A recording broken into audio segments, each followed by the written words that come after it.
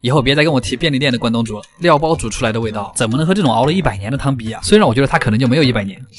还有些人说在日本冬天才吃关东煮，我想说我们四川人一年四季都吃火锅。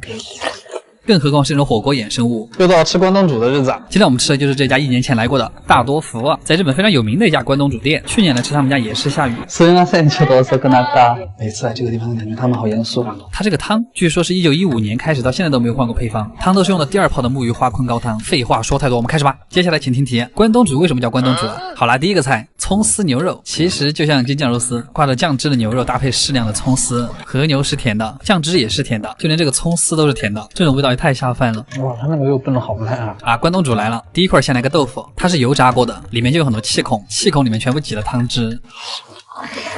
再加上一点黄芥末，据说关东煮的起源就是煮各种豆腐。这个章鱼脚也炖得非常的软弹，比起小的鱿鱼腿，还是这种章鱼脚吃起来更 Q 弹。刚才的吸盘都已经脱落了。魔芋丝这是我的最爱，一定要让它多挂一点水，这汤底的精髓就在这一口上了，让我看看谁的泪水都从嘴角流下了。哇，接着是这个黄油葱香备注，不得不承认，一入口就充斥着黄油的香味。它放了很多那种就是咸的那种黄油，炖煮过后的备注就很有味道，又香又带着海鲜的鲜味。我发现他们家的菜都会炖得特别的软烂，体验非常顺畅，不愧是我之前给过10分的店。每次来他们家都有惊喜。这个卤蛋真的是黢黑，我们精准的咬掉一半啊，慢慢咀嚼之后，好像还有些许回甜。另外一半最好再蘸一点汤，这个汤真的好新鲜呀！还有这个腐竹，新鲜到了天灵盖。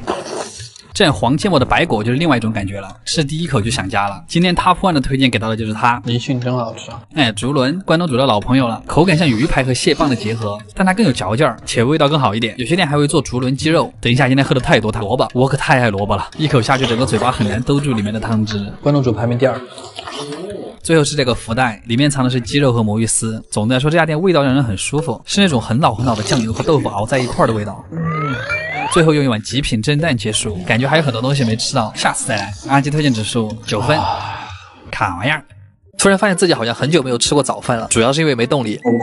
但是今天这家店传的实在是太凶了，又到了吃早餐的日子。这么早起来的动力还不是因为这个米其林3星。米其林3星的早餐那可太装逼了。你们知道拿到3星有多难吗？就像是我们这边塔被推完了，然后我们的辅助一个人去偷塔，还把对面水晶推了，好像不是很恰当。但总而言之就是3星的店非常的少，全球范围内都很少。这个我的铺垫越来越长了，我们到门口了。嗨。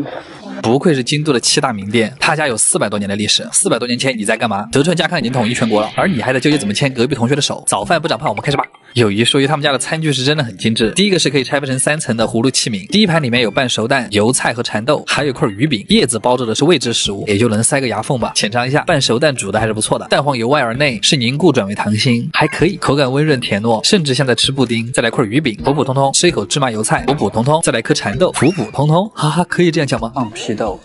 下一个谜底揭晓，叶子里面包的是2块很小的甜鲷寿司，会带着一股淡淡的清香。这个葫芦器皿里面的第一碗绿色的是青玉水芹和魔芋豆腐，吃进去清甜脆口。第2碗是清蒸鲈鱼，里面配了海藻萝卜泥，整体味道会有些清淡。那今天哪个菜不清淡呢？第3碗是当季的食材，里面有清煮的鱼豆腐，还有鲷鱼和笋。像一个僧人早起修行，但是豆腐海带汤啊，日本人的早餐标配。成都人吃到这里，感觉自己不会再快乐了，一点味道都没有。到了他们家的重点，就这碗粥，他家最早就是靠这个出名的。那个时候很多艺妓在通宵之后，就会很喜欢来喝他们家的粥，久而久之就出名了。他们熬得非常的粘稠，米汤都已经熬成了奶白色，米粒都已经绽开了。旁边那碗装了一碗调好的料汁，淋到汤上之后有点味增汤粥的感觉，再配上旁边的小菜，感觉和国内还不太一样。他们家是把菜都吃完了才把粥给你端上来，有种为了一碗粥过五关斩六将的感觉。出茶凉面出的就是这个，然后一顿下来其实还有点贵，但真的非常的朴素清淡，但是却又温暖舒坦。毕竟他家是全世界米其林3星店里面唯一一个卖早饭的，所以如果你来了京都还有力气起床的话，可以来试一试这家店。哇，困了我。阿基推荐指数8分，卡玩意儿。等一下，他们说在日本除了烧鸟、寿司、天妇罗就没有别的东西了。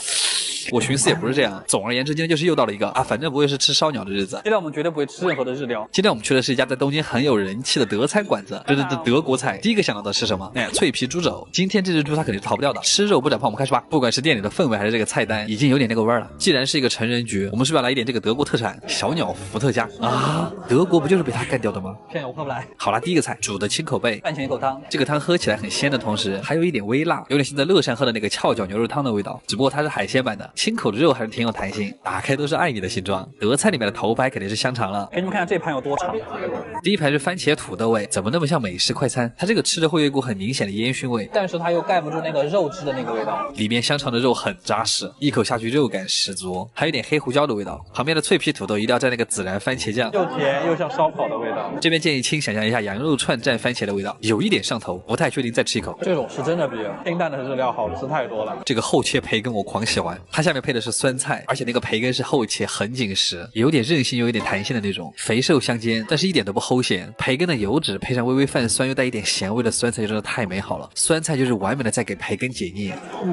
这一盘烂泥是芝士培根土豆泥，第一口吃进去还挺大满足的，那种奶香再加上黄油独特的香气。不过是不是德国土豆泥都不会那么细腻啊？像那个捣碎的蒜泥，一整个很干瘪，它那个坨坨感非常明显，甚至有点像云南的那个老奶洋芋。这个墨西哥辣酱你们谁吃过？浅尝一下吧。它特别像加浓版的泡椒凤爪水。我们用它来试一下这盘新的香肠，这一根是带辣味的德国烟熏香肠，只不过它里面的肉汁也是加上刚才那个辣汁，就吃起来很酸爽。这也太恐怖了，这个玩意儿一下就能冲到天灵盖。德国的芥末油炸版的浓缩泡椒汁。这个酸菜肠很特别，它里面有很浓的蒜香味，酸菜加蒜香加烟熏，重口味香肠我的爱。这个看起来最无害的白香肠，里面加的应该是洋葱和欧芹，比其他香肠吃起来口感更嫩。蔬菜口味的香肠，真的发现德国人吃香肠还是挺有一套，这么多种味道差别还不小。最后才是今天的主菜，德国脆皮猪肘，我今天就是为它而来的，它一人份的分量就真的很大，里面配了一坨土豆泥，还有一坨德国酸菜。先给大家表演一个空口吃猪肘，果然脆皮猪肘最大的乐趣就在于肥而不腻，感觉外层的油都已经被烤走了，所以它肯定没什么热量，外面的皮真的特别的酥脆，有点像吃那个猪油渣的味道，但它里面的胶原蛋白又流得很合适，再加上里面的肉又有胶质又很 Q 弹。最后的甜点是一份煎午餐肉，我发现德国菜的重点就是重油重盐，但是有一说一，这个午餐肉真的差了一点六婆，德国人就应该尝尝六婆，不是广告好。今天瞬间爱上了德餐。总而言之，吃多了清淡的日料，偶尔来一顿这种重口味的异国菜也很满足。主要也是想跟大家说，日本除了那些本土菜，这些很难理解的异国菜也非常值得去试一下。跟朋友出来喝喝啤酒，也不输给在居酒屋里谈心。阿基推荐指数8.5分 ，SS 那个